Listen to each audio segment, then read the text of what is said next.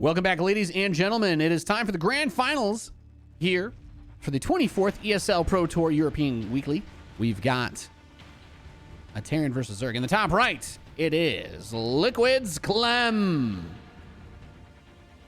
He faces off in the bottom right against Clash Reynor. A couple of fantastic players. We just got to watch Reynor obliterate Hero Marine. I think he was, some folks were coming into the chat and talking about how he was saying, man, I would never be able to beat Reynor with how well he's playing today. And unsurprisingly, there's some serious stuff to consider when it comes to being able to deal with these types of strategies. And that's what's so hard about it, though, right? Like, in the commentary, like, I can't say that there was really a tremendous amount of mistakes that Big Gabe made. But Reynor he played perfectly. Like, as close as you can describe perfectly. The only, I don't even know, it's kind of dumb. I'm like memeing about it now, but I'm like, the only mistake, Kappa, was losing one Ling to a Reaper at the start. And the only reason I even make that joke is because nobody's been able to kill anything with their first Reaper against Reynor in like the last 2 or 3 weeks that I've been able to cast this since I got internet out here. It's just been wild. It's just been absolutely crazy how well Reynor's been playing. So I'm going to start this series off, and I'm just going to say, yeah, Clem's going to be the underdog for sure. With how well we know Big Gabe plays, with how competitive he's been, making it to the finals a million times. If Reynor is playing on this level of just like cheek claptacular gameplay, I don't know who can stop him. I do not know. It's going to be a best of 5 for this series. And I mean, how is Clem going to be able to take him down? Are we going to get something other than a vanilla ice cream type build? Are we going to have some crazy stuff going down? That's what I want to see. I want to see something wild. I want to see something weird. I want to see a double battlecruiser rush. I want to see him take out his uncle to dinner and find out his favorite comic book when he was a kid, and then, I don't know, spray the front graphic in front of his base so that he confuses him and he thinks he's playing against his uncle, but it's actually not, and then he makes a mistake. I don't know. I'm coming up with like JoJo's Bizarre Adventure level of convoluted plot power in order to be able to actually find a way to see how Reynor loses, because he's been on another level. We got a big raid coming in from Big Gabe. Thank you, my man. We got a 2-minute delay on the stream, so you guys are gonna have to wait to see me say thank you, but I appreciate you. Great games today, Gabe. But yeah, man, Reynor's really stepped it up this week for sure. But really appreciate it, man. Hope everything's going well over there. God bless you, sir. Starport coming up for Clem. And we saw this similar type of opening out of Hero Marine a few times. Wasn't super phased by it, was Reynor. And unless something very, very recently changed in between these two matches, I'm not sure. Reynor just kind of seems like he's a little bit Super Saiyan today. So there's the Overlord Scout coming in. We've seen the stim with the Viking and then a Liberator before, but it looks like, okay, he's going to go straight to the Tech Lab. So maybe we'll have a Raven Opener or Banshees. Going for a little bit of a different type of setup. Oh, okay. So it is the Liberator. And he's starting Cloak. He wants him to think that it's Banshees so that he'll build Spores. I mean, the joke's on him, right? Every Zerg always builds a couple of Spores at the 440 mark, no matter what. So we'll have to see what exactly he can get done here in this situation. I just wonder if he's going to play Bio or Mech. Because I always felt like Reynor's style, the way that he plays with all those Lings and Banes, I've always felt like it's incredibly strong, especially against Bio. Someone in the chat's like, I don't know if we should call Clem an underdog. Look, that's my point. All right. I'm not trying to tell you Clem is bad. I'm telling you that this is like two very good players fighting each other, except Reynor basically like powered up, you know, like he's like today he's just got like the well-rested perk from Persona or something. Like he woke up and he's like, you're going to get 20% more EXP today, because you got a long night's sleep or something. That's how it feels like Reynor's playing. I don't mean any disrespect to Clem at all. I'm just saying, having been able to cast like 3 series now of Reynor today, he's looked unstoppable. So Clem, he's poking around with the Hellions. He's trying to find a little bit of purchase. There is none thus far. The Liberator does come up on the top side. Almost kills an egg. Guys, that's what the cast is. That's what this commentary is. I just told you that he almost killed an egg. Okay, he's going to get 1 drone, 2 drones. That might be actually the most damage he's done with a most damage that's been done with a Liberator to Reynor today. These Hellions did try to poke at the same time, but didn't really find a whole lot. I mean, he's doing... If you think about it, I mean, Hero Marine's Liberator only got 1 drone kill, so... Double! Wow. What I do find interesting is that I thought the closest game between Reynor and Hero Marine was the Spire game.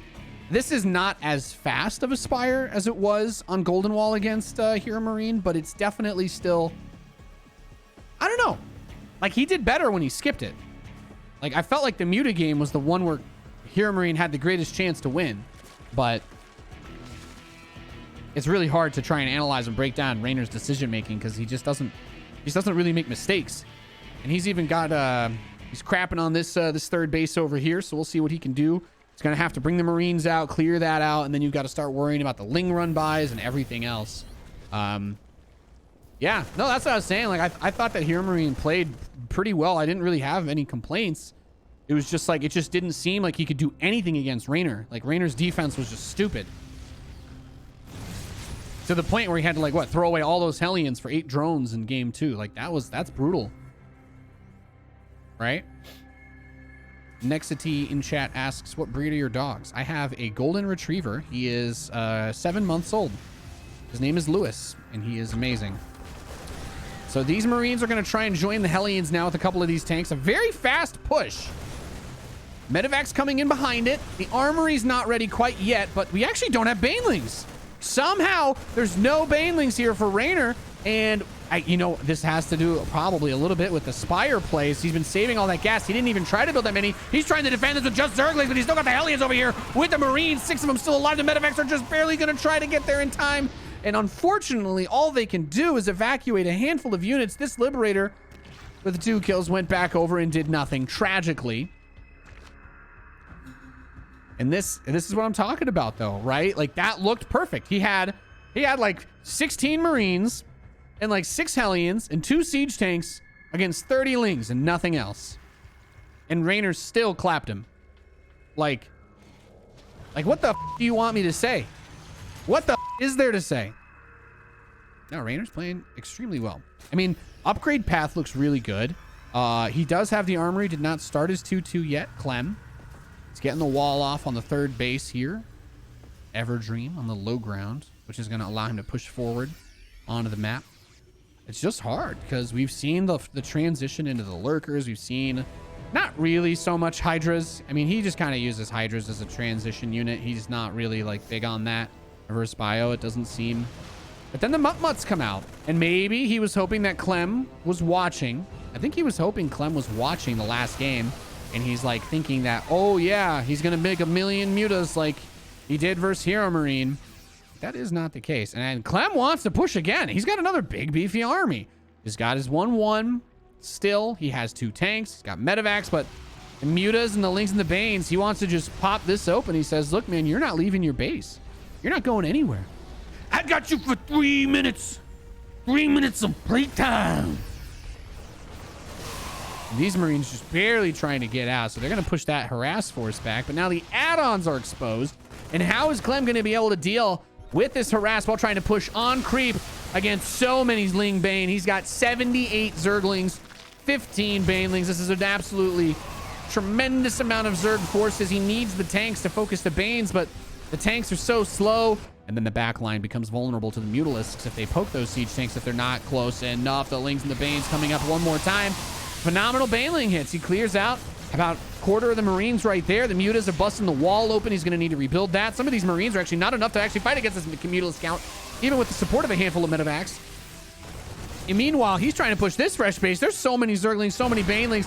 Mutas coming in from the back. 1 siege tank getting focused down by the Mutts. The Lings will clean up the rest. The Marines, yes, they can run, but now they're leaving behind all the expensive, valuable units that are going to be a little bit more difficult for him to replace. And mind you, Reynor's still taking more bases. He don't give up. Seriously, he's absolutely dominating here. Like, I cannot believe that how hard of a time Clem is having. And he is clearing the creep. I will say this. He's clearing the creep. He's slowly pushing forward. It's not impossible, but he has hemorrhaged a lot on his way out, you know? Clem has gone for the, yes, you stabbed me, but I can still push you if I don't go back to clean my wounds.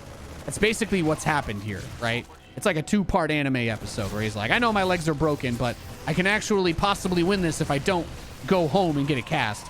Unfortunately, it's going to be hard to win a game versus Reynor with your legs broken, because that's basically what's happening in this game. The lurkers are out.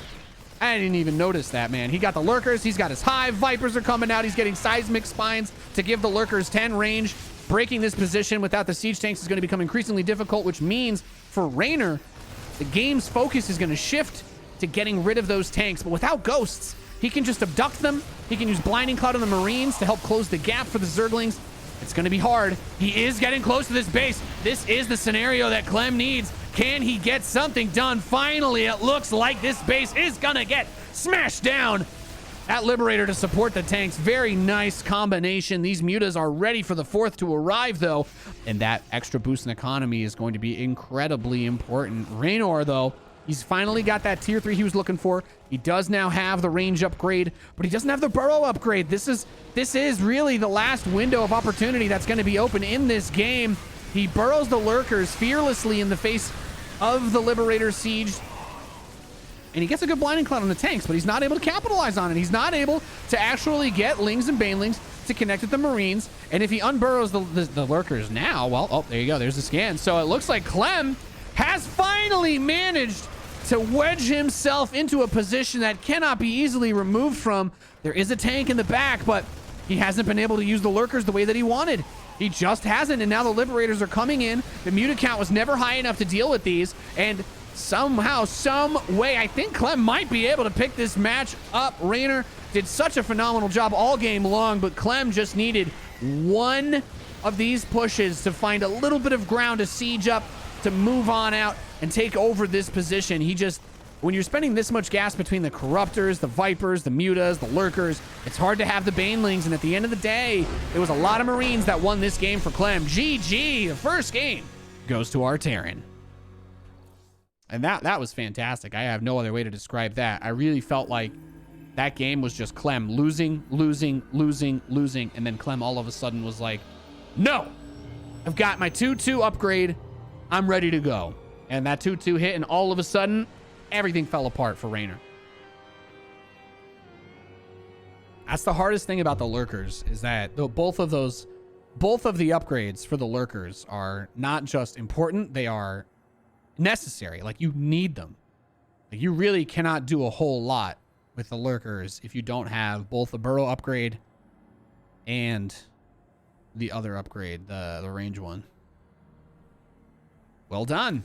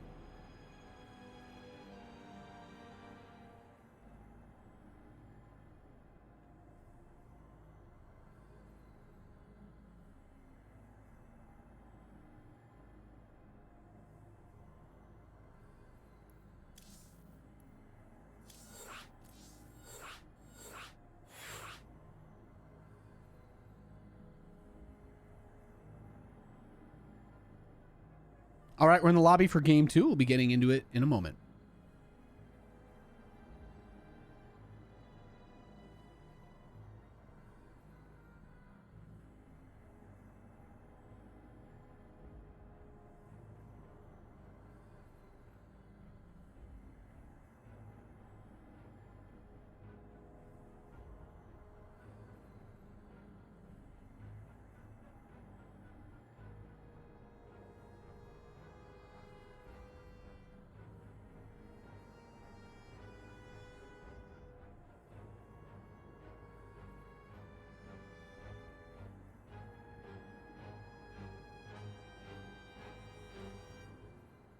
All right, looks like the lobby's mostly set up, and we'll be ready to jump into this match in a second. Game number 2, Clem versus Reynor, beginning shortly.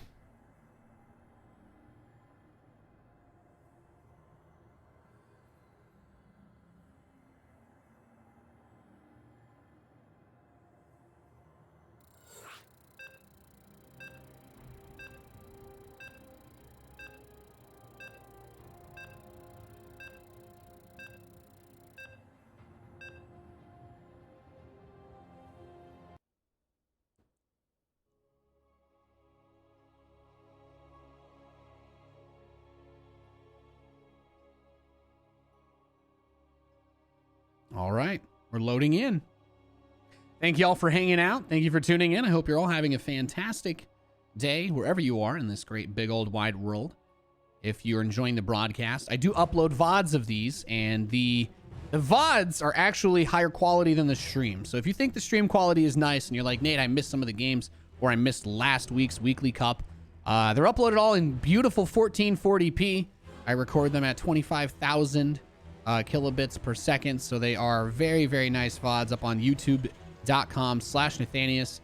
And these Europe Cups are always really good, which is why I've been commentating them every Monday. So if you're looking for somebody casting these, I'm trying to bring the hype, bring some good energy for Monday morning, since I know they can be boring and bleak. Come back here. I'll be here 9 a.m. Pacific time, or whenever it starts for Europeans, which I guess 3 hours, 6 p.m. Europe time. Yeah. So come check them out. I do love casting these, and these will all be up on the YouTube by the end of the week. I just don't upload them all in the same day so that people don't get annoyed. With that being said, we're ready for game number 2. I should probably update the score. Clem is leading 1-0, and we have Reynor in the bottom right. And Golden Wall, this was the map that was a little bit closer between Hero Marine and Reynor when they faced off earlier. Of course, Gold base third was able to be taken by Hero Marine, which gave him just a little bit of that boost that he needed to make it close. It was really so close. I mean, he had the creep spread all the way pushed back to the natural. He was able to get a tremendous amount of damage done to the mutas, but at the end of the day, it just really boiled down to Reynor's tenacity, and he is a very strong player. But I gotta say, Clem, just really impressive gameplay out of him in that last map. I don't really believe that much in those big Marine tank pushes. It's so hard because so often when a Terran player tries to do that timing, oh, I've got 1-1, 2 tanks, 2 medevacs, 16 Marines, let's go. Like, it happened. You know, Clem got Reynored. I'm going to say it. Clem got Reynored, and then Clem Clemmed Reynor, if that makes sense. Like, it was the perfect window to attack. The Baneling nest was right there, so he actually could have killed it if he survived, if he won and killed the army. But it was 31 Zerglings and 3 morphing Banelings against 6 Hellions, 2 siege tanks, and like 15 Marines.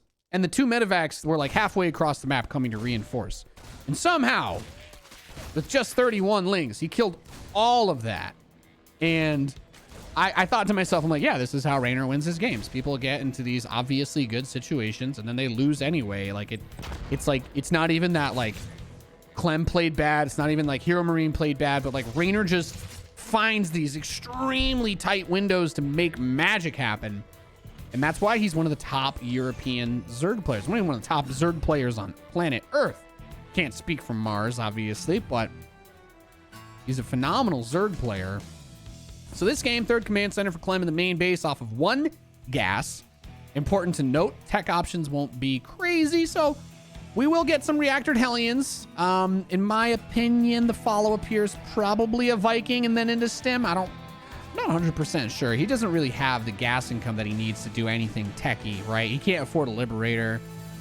He is getting that other gas, but if he builds a tech lab with the starport, then he'll probably have enough gas for a Banshee or something by the time the tech lab is done, since he did get another gas. But yeah, the Reaper chucks a grenade. He's memeing, he's wheeling, he's dealing, poking, prodding, etc., etc. So third CC is almost ready, and it's going to line up not too far off from the third hatch. Of course, you still have to morph it into an orbital for another 21 seconds, and then you got to lift it and fly it for like another 20 seconds. But, you know, you've got access to that mule at least before you have to fly it. So a Reaper and 2 Hellions. going for a joyride by the gold base as Reynor's queens protect the creep and continue to spread it out. So we don't really have anything to protect these drones at the third base, but Clem doesn't want to risk it. He doesn't. And why should he? All your units always just get grabbed and killed by lings whenever you're playing versus Reynor. That's why he is so hard to fight. Incredibly talented, incredibly strong Zerg player. But Clem really bringing it to him here. So yeah, it is just that Liberator then that he used to help clear the Overlord instead of a Viking. He did wait for it. And then now he's going to go into that bio play again. So a Liberator wants to poke on the south side. We have a Spore Crawler and a Queen ready to intercept, and an Overlord that should be able to spot this Liberator coming in as he somehow... Okay, I was going to say, if those were lings dying, I was going to be angry. I'm like, how the hell did he get lings in his base already? Jesus. He's being attacked on two fronts. As these Hellions try to poke the third and in. Now, the Queens are not here yet. One does just finish. Got a fresh one there. The rest are going to show up and try to bully him out. This Liberator won't do anything versus two Queens and a Spore, though, so he's going to have to reposition that one, bringing him back, bringing everything out. And it's important not to throw these units away because it can be a really important supplemental force to add into whatever the first bio attack is going to be. Like, the main focus of these Hellions and Reaper, especially since you cannot cancel building a Creep Tumor, just in case anybody missed that patch. But that was one of the updates from last year. They made it so that if you are morphing a Creep Tumor, you cannot cancel. So yes, it will be invisible when it finishes, but if the Hellions and Reapers are active out on the map, it's really not that hard to deny the creep spread if you have good positioning or awareness. Now these Hellions, he's trying to zone them out with these links to get the surround and not let their splash damage be that useful, or excuse me, their AoE damage. This poor Queen, though, gotta be careful walking around by yourself. Does grab one of the Hellions in that Reaper. Looks like it will finally die. So a lot of lings being traded here for a couple Hellions. Actually, this position is beautiful. Oh, that's Terran dreams are made of. But at the end of the day, if your name is Reynor, what are you thinking to yourself right now? Oh yeah, Hellions are gone. Thank God. Okay, well, spreading creep's going to be a lot easier. All I got to do is hold out till the big push comes. Now, Clem is making a very similar attack to what we saw in game 1. Remember, the Medivacs come in a little bit behind. He's trying to boost to catch up. But this time he doesn't have the Hellions. How many Zerglings? It's not 31. It's going to be 27 plus a little bit and change. So closer to 40 Zerglings is what I think the total is going to end up at. He's going to turn some of them into Banelings. So this is going to be an extremely important push. So this time around, no Hellions, but he does have Medivacs to move those units around. Unfortunately, this game, Reynor actually got his upgrades way earlier. So when this push happened, I forgot to mention, Clem also had an upgrade advantage. So I really don't understand how he actually wasn't able to do more damage with the first push on map 1, but I digress. The Lings are going to come from the backside. The Banelings are ready to say well met to the Marines, and a lot of these units go down. And Clem, once again, unable to really do much of anything. He got a couple good amount of Ling kills there off the tank in its final moments, but that fourth base is sitting pretty. And the Spire, it's ready to rock and roll, which means that we could see the Mutalisks coming out. This map, fantastic for Mutas. We got to see a lot of harass on this gold base from Reynor against Hero Marine in the last map. And then you can also easily just skadoot, skabop, skibili bop bop, kadaddle over to the main from down there. You've got lots of space to hide from ground units and a lot of unpathable terrain that makes it hard to push. So Combat Shields is about to finish right as this attack hits. A bit unfortunate there, actually, as that siege tank does get snatched up and his scan ends right around the time that the Marines get there. So Reynor not only gets a tank, but also forces out an extra scan for his trouble, delaying the ability to clear out that creep spread. Now, the nice thing about this map is having that gold base. You don't need the mules as much. So you can save more scans, but he's got to deal with the Banes. He's got to focus fire because the Mutts, they're coming, and they're coming in hot. What do we have? About 25 Lings, 13 Banelings. Okay, he's trying to make a bit of a switch to rotate them back over there. He needs to get rid of the Banes. Our 2 siege tanks going to be enough. He is pulling back. The Mutalisks, though, are ready to receive the tanks. The Banelings continue to run towards the edge of the creep, and that's just Reynor's control. Absolutely disgusting. Seriously playing a phenomenal game of StarCraft here. But Clem, at the same time, clapping back. He's ahead on supply. He has 1 tank and 50 Marines. That's a lot. That's a whole lot of Marines to work with. Now, the Mutas are going to try and go for a little bit of a cheeky flank, but when you're being forced to constantly build Banelings to defend yourself, you can't really afford to invest that much more into Mutalisks. And, oh, losing even just 1 or 2 here is devastating. It really is. It's a momentum-based thing. And what are the Mutas going to do if he actually wedges himself up on you? He's got almost 69 Marines, ladies and gentlemen. 69 Marines. That's a lot. That's a lot of Marines, in case anybody here can't count. I do like this, though. Tank on the low ground. Widow Mine to help protect. This is a really nice position, actually. There's no creep over here either. So he should easily be able to deny this base, I think, with this position. But can he deal with the counterattack that it looks like Reynor wants to throw his way? We'll have to find out. He can also try to wedge some of these units over towards that north side base. This map is pretty huge, so it doesn't help. But all right, here we go. Banes coming up to the wall. He's going to break 4 depots at the same time. This one should die. Can he save it? Pog. All right, no, never mind. He saved it. 3 depots. Only 3 depots. I know, I'm a terrible caster. Sometimes I do say things that don't end up happening. Now, is he going to scan and kill this creep? There's still a lot of Banelings here. Clears out a chunk of the Marines there. He wasn't really able to get the eco here, though, for Clem, which is very nice. I mean, Clem is actually playing a masterclass TvZ. Almost nothing he does early on seems to work, but then all of a sudden, he's got 100 Marines and he's killing everything. But a big flank from Clem swallows that army whole north of the old 4th. He does actually, he saved a good amount of those Marines. Okay, not too bad. So the Mutas can't quite chase the way that he would want to, and this cliff makes it easy to, you know, jump up, jump down, move it all around. We got 18 SCVs with some mules mining away at a 4th base. So the economy is actually still very good for Clem, right? It's 4 bases versus 4 bases. This just started. And I mean, you know, historically speaking, Terrans that can keep the base count even against a Zerg are very successful. It's very hard, right? That's kind of Zerg's meme, is expanding a lot. Now, Ling and Bane Muta off creep, but the Big Daddy Thaw is here to try and anchor down this force, but can he deal with the Banes in time? That's the question. A few of them do blow up on the Thor, but don't know that it's 100% enough. The Muta's cleared out a lot of those medevacs on the pushback. He did get Drilling Claws. He's only just now got that +3 starting. He needs to get that +3 armor. Get the +3 attack, get the +3 armor. And these Mutalisks, as he restarts that north base, these Mutas going to try and push here. He sees a sensor tower, but you've got a couple turrets. Honestly, get +3 and then get building armor, get turret range. Seriously, it's always worth it. It really is. And I do like, you know, he's spreading the Widow Mines out a little bit on the map, becoming a nuisance. These Mutas do have the potential to do damage, but there's already Marines here to defend. Look at that. He was ready. He's ready to receive. It's almost like there's a building in StarCraft that allows you to see stuff before it reaches your base. Now, Widow Mine over here did get a couple of kills on its own. There's a couple of mines that have been trailed out that are going to make things a little bit tricky to just run across. You have to be so careful. Thank you for that Prime sub, buddy. I really appreciate it. Helping to pay the bills in these tough times. My man. He scans the goal. He just wants to know where Reynor's going. Unfortunately, right around the time that this base reaches the northwest position to try and take as a 5th, it's already too late. I think this command center is super dead. These Marines are going to get blown to pieces by acid balls of death. And Reynor gets a nice little win here. He's going to be able to drag most of the army back up northwest. Do be careful, though, because if these Mutas get boxed in, like if he... I mean, I want to see him pick up the Thor with the medevac and try and hunt this pack down. He has a Widow Mine burrowed in this mineral line, but he's going to lose his armory. Thank God he didn't forget that +3 armor after that. But even that, right?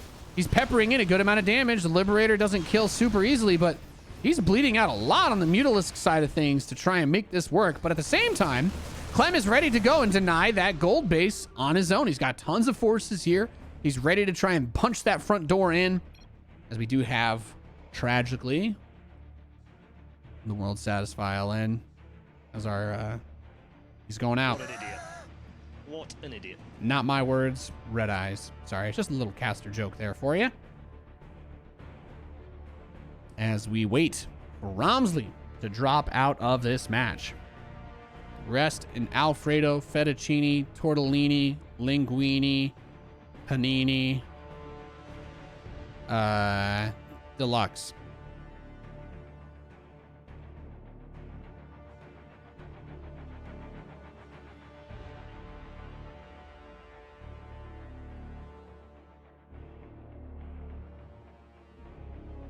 It's a sad day. Goodbye.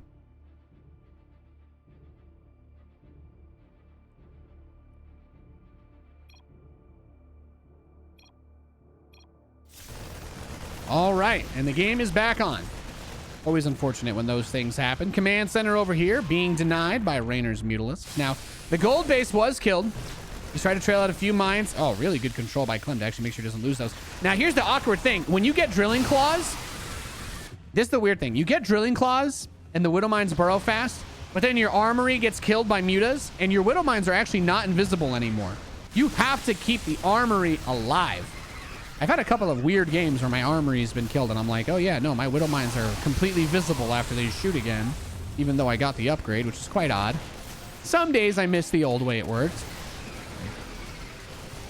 But the lurkers are coming out now. He's getting the tech. He's getting the infrastructure that he needs. Oh, wow. That Thor actually just tanked a lot for those widow mines to be able to kill the lings. Save the Thor! Pick me up, you idiot. Oh, wow. I was going to say, if he was able to drop 2 Thors there and shotgun that out, that would be nice. But it looks like Reynor is getting pissed. He's pushing back. He's trying to clap hard on this point. We do have lurkers in position. He runs into them with a Bio 10 rage, though. These lurkers absolutely eviscerating the Bio force, and he's coming in from the east. He's coming in from the west. He's hitting the east and the west. A Liberator shows up to try and help defend against this, but they're not very strong versus mutas. Not anymore. The third base in shambles. Command center gone. Barracks gone. Mineral line. Well, honestly, these patches were mostly mined out, but they're gone. And I do not know what Clem's going to do now. Down 100 supply. It may be time to roll over and die. GG! As he calls out the pause. I would have been pissed as well. Having to take a 50-second break in the middle of the game like that definitely would hurt my vibes. It gives both players a lot of time to mentally recover and kind of get in the zone. Tragically. Tragically.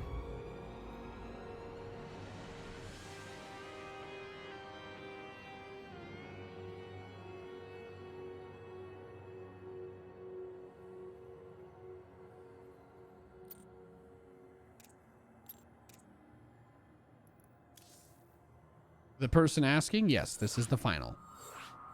We're going into game 3.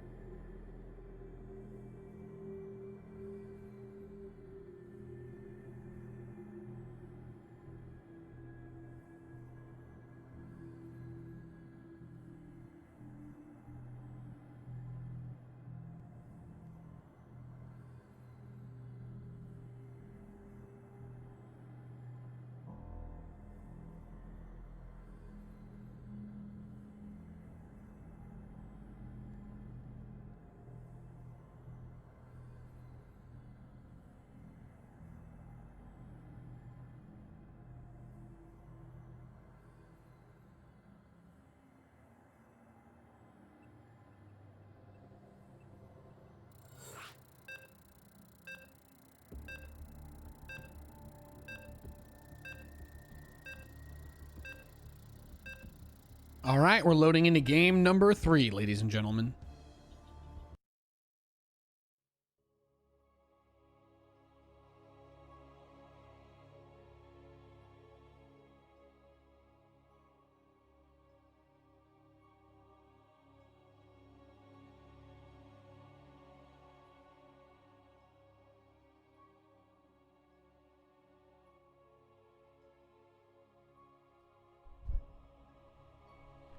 Get her done. It's a best of 5. Boom, boom. Top player on the top. It's uno versus uno. In the northeast, we have the blue Terran player, Liquid Clem, as he faces off Tide now against the Italian stallion himself. In the southwest from Clash, he's Reynor. And he's fantastic. He's fantastic. Both of these players doing really well. That unfortunate pause in the last game, definitely annoying. Happened at literally the worst time possible. Unfortunately, even if your internet is good, StarCraft 2 is actually like one of those really intensive games on a computer, even if you don't realize it. Like, StarCraft can be a game that like exposes a bad overclock that works on every other major new title, just because SC2 is it's basically a single core game. There are things that it can do with a second core, but the game itself runs a deterministic lockstep engine that basically means it's impossible for StarCraft to desync. It is impossible for anything that happens in the game to be rubber banded or rewound or anything. If you lag, your game will speed up sometimes to catch up with the other players, but it's designed to provide a quote unquote, you know, like perfect experience in terms of what happens in the game is always correct. Because of that, the game only runs on one thread since it was made in like 2005. The engine development was started in 2005. So yeah, sometimes when there's a million Zerglings and Marines on the map, because everything that they're doing is all processed by one thread, that can overload your computer and cause it to crap out, which is why you gotta be careful when you're casting late game SC2. Anyway, we're on Pillars of Gold. Fun map. I find this to be a little bit difficult in terms of taking a third. I always find having these awkwardly spaced out third bases that are really open difficult to defend personally. I'm very interested to see what Clem decides to do about that, or if perhaps he just plays a regular game. Maybe we'll get a different strategy. Maybe we'll get something a little more two-base focused out of our Terran player. We will see about that. So Reaper's going to show up for Clem, and Reynor's not doing anything awkward. He's not doing anything super weird. He's going to pick off maybe a Zergling. Yes, look at that. He killed a Ling. Oh my God. Oh my God. Is someone going to finally kill 2 Zerglings of Reynor? You earned it. You earned it. Nobody ever kills more than 1 Ling. Actually, for the most part, nobody kills 1 Ling even. So that's actually the best early game start that literally anybody has had in like 3 weeks of casting against Reynor at the beginning. Hey, it's all good, Kratos. Love you, man. Thanks for the 39-month resub. Appreciate it. I appreciate you. Hey, we've all got our own paths to walk, man. We're all busy people. Life's crazy. You do you. That applies to everybody out there. Stay safe. So we got the reactored Hellions, standard. Now, is he going to swap the barracks, or is he just going to like start stim? There's a couple of options. There's a couple of different ways that people play these situations and scenarios and other such things out as. So we have the starport just about ready to swap. It does look like it will be a swap. Now, he did go for the fake cloak and just 1 liberator the last time they played. And it's going to be a medevac and fake cloak. So the whole point is that the Overlord shows up and the Overlord's like, I see. You're going to go cloak banshees on me this game. This speed timing was a little bit late this game, weirdly enough. I'm going to say, Reynor never really delays his Ling speed that much. So that was a weird window that he was able to get some damage done on. Kills the Overlord. You wait a second or two. And then you get rid of that cloak upgrade. Because honestly, I mean, maybe he thinks another Overlord will come by to check. But yeah, no, he cancels the cloak. Starts the Liberator. The Queens deal with the Hellions. And that's nice. But we've got 4 Hellions loaded up in that medevac, ready to rock and roll. Fun fact for those in chat talking about the game programming and all that. The initial high performance CPU recommendation for StarCraft 2 was actually a Pentium 4. Because the old Pentium 4s, as much as they sucked, were really high frequency single core CPUs. So we have the Hellions being dropped inside of the main now. There were no Banshees to come, but the reaction time on this split, pretty damn good. Doing a nice job of keeping the drones alive. At least as nice of a job as you can really do in some of these, in a situation such as this. Gets out of dodge, doesn't lose the medevac. Actually, really good job. Nicely done. Nicely done. Yeah, that's actually one of the reasons why there's not a tremendous amount of high quality RTSs, because even if Blizzard wanted to make a StarCraft 3, the engine base that they would need to modernize the way that this type of game works to keep it quote unquote perfect would probably cost more than any other game that they've made. Seriously, it's that expensive. That's a massive, massive project. Even just rebuilding StarCraft 2 as it is to be multi-threaded and work as the way that it does right now, the same, but also multi-threaded for more FPS. Nightmare. It'd be an absolute nightmare. Hellions get shoved back a little bit by those Zerglings. We do have a Spire on the way, about halfway done, as 12 drones are going to come out and spread out amongst the bases. So a little bit of early poking and prodding. 9 drone kills is nice, but Reynor's feeling comfortable. He's going to squeeze out a bunch of those forces. And the Spire is going to line up at such a time that Baneling speed's not going to be a thing. Whoa, he's building another. Did he? Dos Baneling Nesto. Is he hoping that he scans and thinks the Baneling Nest isn't ready? That could be the plan. What if he thinks, hey, I have a Kenmore washing machine.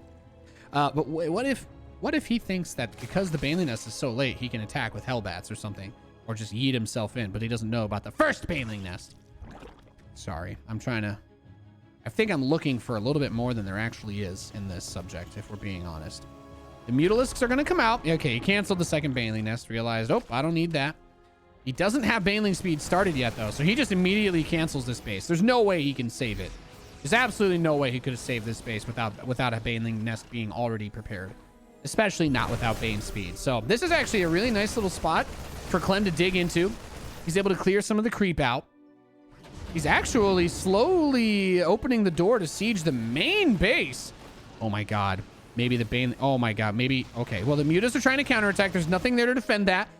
Window of opportunity. Well, every second here is actually so precious because this Baneling Nest, killing this would be worth $1 million. Mutalisks are going to get shoved back by the next wave of units just a little smidge, but the Mutas are not here to punish the medevac lift-ups or the tanks on the back line, which is so important for Clem, as his Marines might just be able to deny this Baneling speed. Sorry, I'm observing is terrible. This is a hectic scenario. He should have finished the backup Baneling.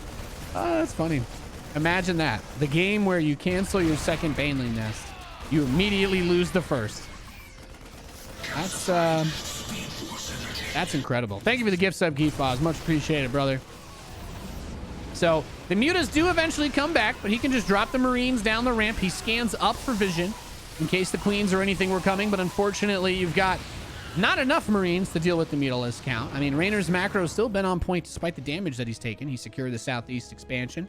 He did do a little poking and prodding up on the top side. We've got, I mean, he only got like 5 SCV kills there, so not the end of the world. These Mutas are on the hunt for that medevac, though. He's a hungry boy. He's a hungry hippo. I love people walling off with their armory here. This gives me massive anxiety.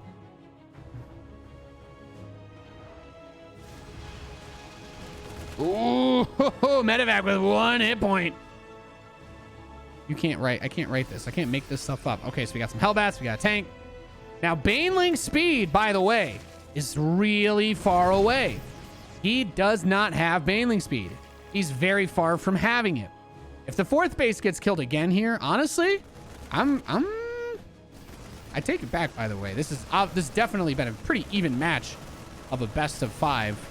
And certainly not as one-sided as I was afraid it could have been.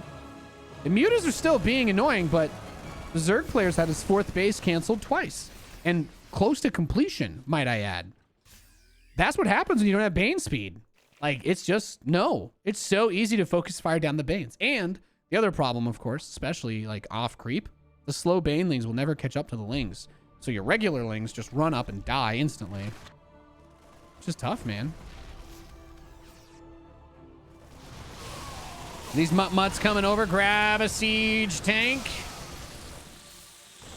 I mean, I feel like the Mutas are really... That's the power play. That's been the power play for Reynor for a while. You know, he took the goalie out.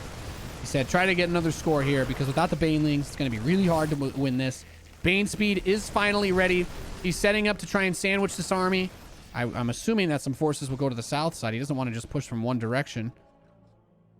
He's spreading out on the... Oh, I see. Oh, okay, there's the sandwich. There we go. So he's going to cover from the top left and also a little bit the southwest. The siege tanks instantly get deleted, which means it's just Marines, a handful of them at that, against a lot of Lings. And honestly, once that siege tank's done, that's it. There's a couple of Widow Mines here that could get big shots, but the army does evade them thus far. Bane's making their way to the SCV line. That's such an important place. If the turret goes down as well, the Mutas are going to be able to come back and do more harass later. The Zerglings drag the mine shot over the rest of the SCVs and the Marines. Absolutely disgusting. Thor comes out, gets a big shot, while the Liberator also helps pepper in some more damage. These Mutas are bleeding, but they are feasting in doing so. There's the scan to see, oh, did he get a fourth? Yes, it's fully saturated. He also resecured the southeast expansion. It's ready to rock and roll. Mutalisks, Zerglings, Banelings, oh my, ripping and tearing through everything that Clem has left. And the command center, not again, flying out to the expansion, but there is the Thor. Gets the pickup, drags him over to try and help pick him up and snipe. Not too bad, not too bad. As the Mutas are going to be pushed back just a little bit, it seems. Ooh, yeah. Widow Mines with Thors. Widow Mines with Thors. They do work. They do work. They do work. Is he ever going to be able to attack Reynor again? Probably not. I imagine Reynor will just build another million Lings and Banes and probably just crush his face in. At this point, the damage that Clem has sustained is horrendous, to say the least. And I don't mean that as a slight towards Clem. I'm just letting you know that he took a load of damage. That's all. He took a beating. So we do have plenty more Lings being added. Important to note, this is one of the few games where we actually have not seen an escalation in tech from Reynor. There's been no infestation pit. There's been no hive. No thoughts. It actually is 2-2. It's very late as well. And 3-3 is just now starting as well for Clem. So with how everything has happened in this game, he's made some good moves, but he hasn't really had the same windows of transition available to him. So he's using that. He's leveraging his resources into more mutas, which is going pretty well for him right here, I'd say. Gets a good amount of SCVs, gets a couple turrets.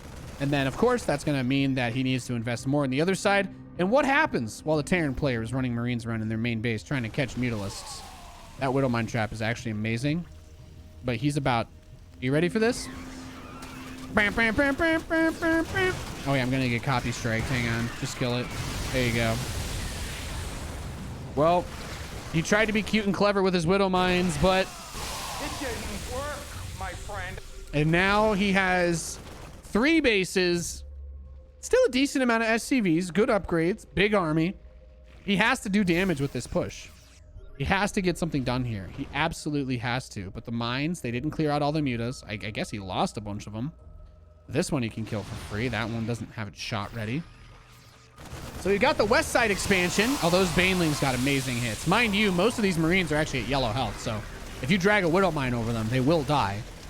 Oh, yeah. Third command center. Dead. Okay, back to the action over here, Tom. So we have... not a stormy weather, but you could say some acid rain might be coming down over Clem's army over the next minute or so.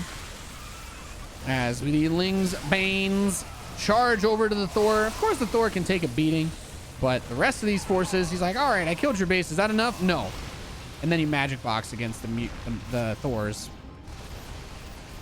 Yeah, the Thor is a very strange unit. If you see the little flyer indicators underneath the mutas, yeah, that's about the only way you can damage them. GG, Reynor does it. I'm like, man, it was kind of anticlimactic ending there. He just gave up. But what can I say? It was a hard match. He's kind of toast by that point anyway. GG, we're going on to game number 4 now as Reynor leads 2-1.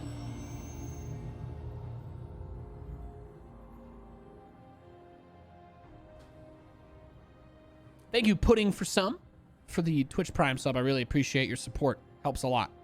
And thank you, Texas is gone, for the gift sub to Hero Marine. Thank you, thank you. You guys are awesome. You guys are awesome. Thank you.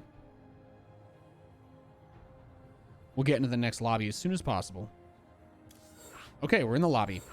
I'll let you know when the game starts.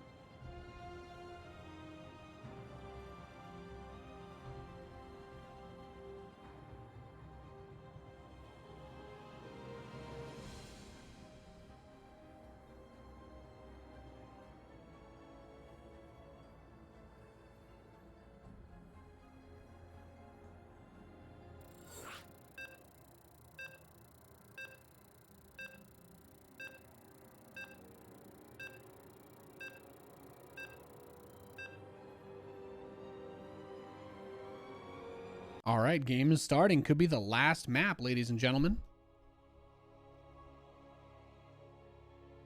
Let's get her done.